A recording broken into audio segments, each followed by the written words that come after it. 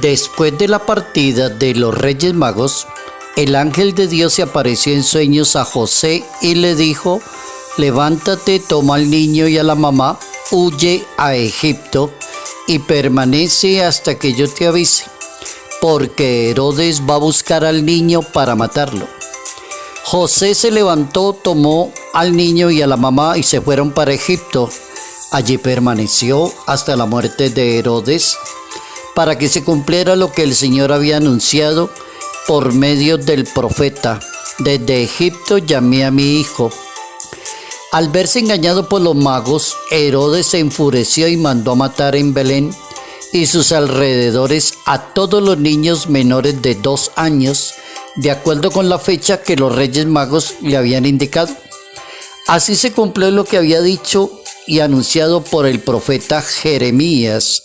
En Ramá se escuchó una voz, lágrimas y gemidos. Era Raquel, que llora por sus hijos y no quiere que la consuelen porque ya no existen. Evangelio según San Mateo, capítulo 2, versos 13 al 18. La injusticia clama al cielo. Notas amables a la palabra de Dios. Sábado 28 de diciembre, año 2024.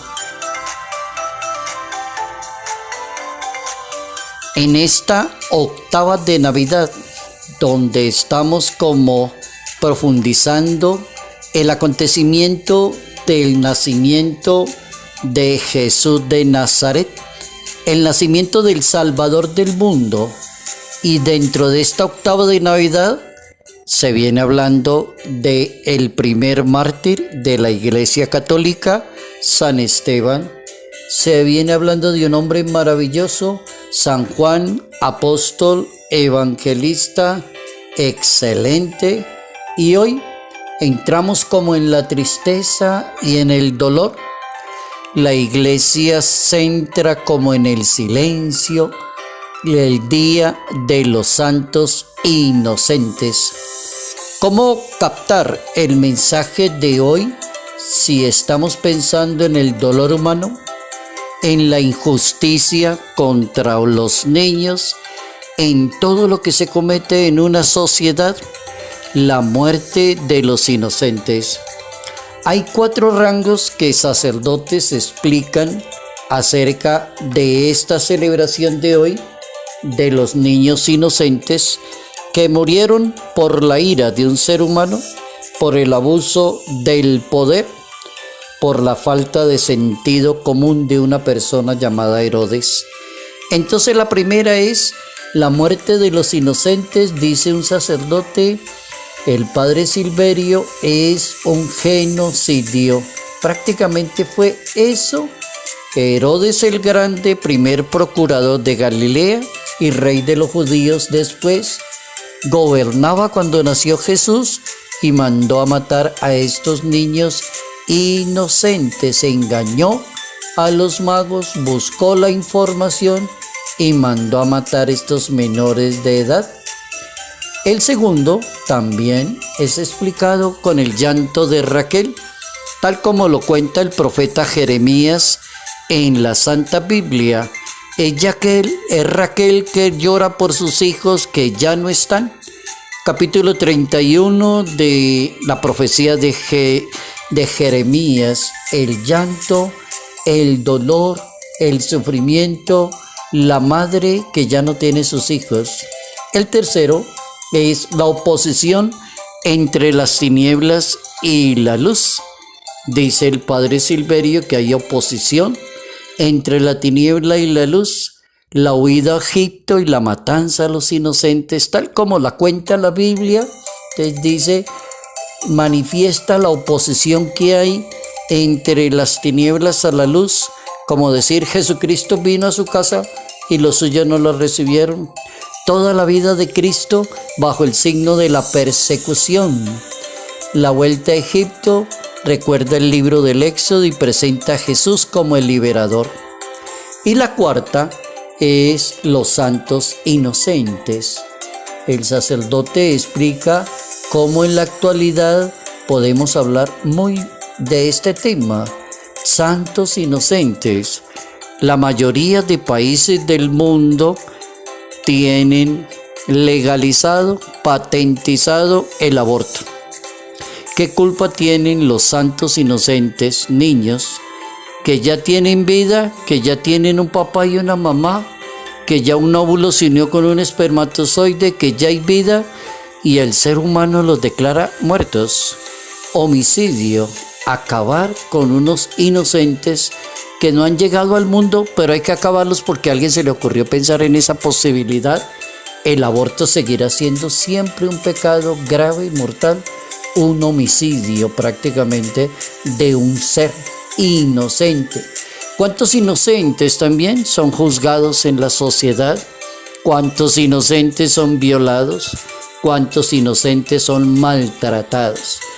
Ahí tenemos como más o menos el panorama de como el silencio, el dolor, de lo que la Iglesia pretende hoy con este homenaje a los santos inocentes. Tenemos 3 máximas para hoy hablando de un tema que se llama injusticia. ¿Qué es todo eso que he dicho? En una palabra se llama injusticia. Cómo se cometen tantas injusticias en las personas, en la administración de la justicia y de la ley, en el trato con los demás, en la relación de los países, en el poder de las personas, en políticas mal organizadas que cometen injusticia con la sociedad. Hoy es un tema bien delicado y bien doloroso de tantos países, no en América Latina, en Europa hay mucha injusticia en relación de naciones, ataque, odio, violencia, guerra. Todavía está patente esa guerra de Ucrania que el Papa ha pedido tanto que cese la ira, el dolor humano, la violencia. Vámonos con las frases célebres para hoy. La primera: la injusticia siempre será una amenaza social. Todo lo que sea injusticia es una amenaza para la sociedad.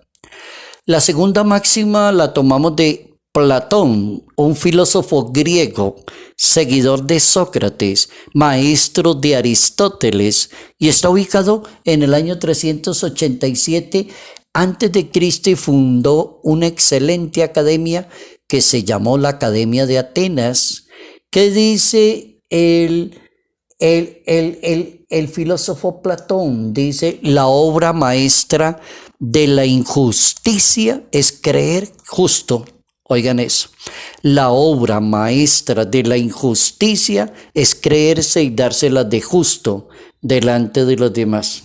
Decirle a una persona: usted tiene derecho a abortar hasta la semana tal, es como decirle: mire, eso es lo justo para usted.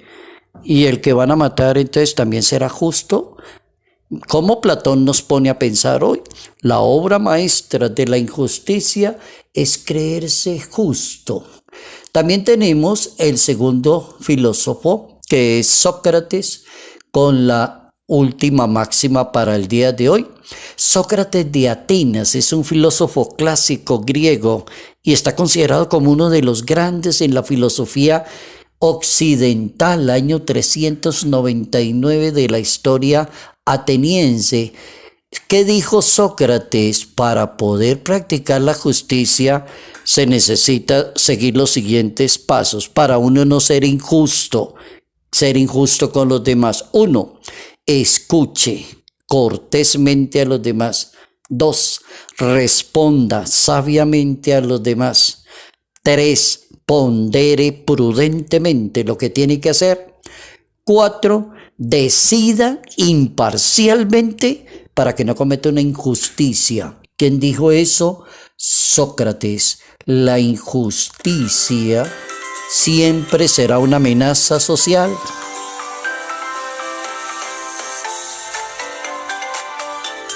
Injusticia clamat acellum. Ese es un aforismo latino.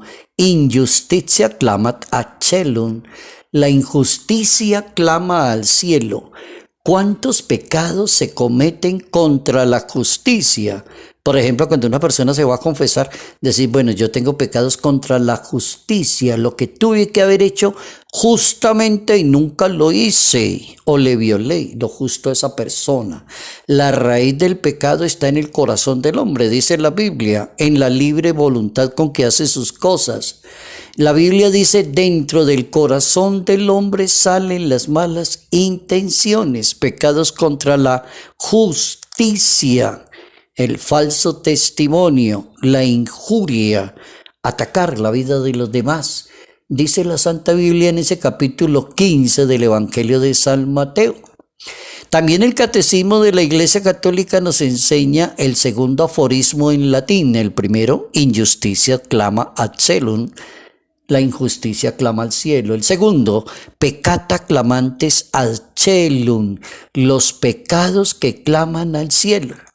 ¿Existirán pecados que claman al cielo según la Santa Biblia? Sí, Señor. Hay uno que se llama el pecado de la sangre de Abel.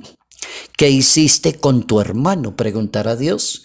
Capítulo 4 del libro del Génesis. El pecado de las sodomitas en el capítulo 18 del libro del Génesis. El clamor del pueblo que está oprimido en la ciudad de Egipto y todos los judíos allí viviendo en la opresión de los egipcios, capítulo 3 del libro del Éxodo. La injusticia con una persona asalariada, libro del Deuteronomio capítulo 24.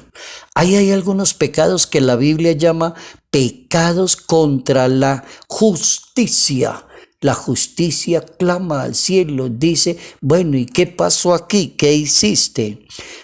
El pecado más grande que el Papa Francisco lo considera como un tirano. Oigan la palabra que utilizó el Papa Francisco hablando de este señor Herodes, que cometió un pecado contra la razón humana. Nadie se le ocurre eso de mandar a matar a una cantidad de niños porque usted es el gobernante, porque tiene envidia, porque no quiere perder su cargo, porque usted se cree más que los demás. Este tipo de pecado que lesiona la naturaleza humana y la solidaridad. El rey ordenó matar niños menores de 2 años por temor al poder. Sería desplazado por la venida del Mesías. El Papa Francisco entonces va a decir, es el símbolo del tirano, el que busca el poder por el poder, el que se deja llevar por ser una persona déspota, inhumana. El Papa estaba bien sensitivo en esa audiencia en el año 2021 hablando de ese pecado tan gravísimo que cometió Herodes el Grande. La injusticia clama al cielo. Siempre será una amenaza social todo lo que sea injusticia. Salud, paz y bendición. Bendición en el nombre del Padre, del Hijo y del Espíritu Santo. Padre Jairo Yate Ramírez, Arquidiócesis de Ibagué.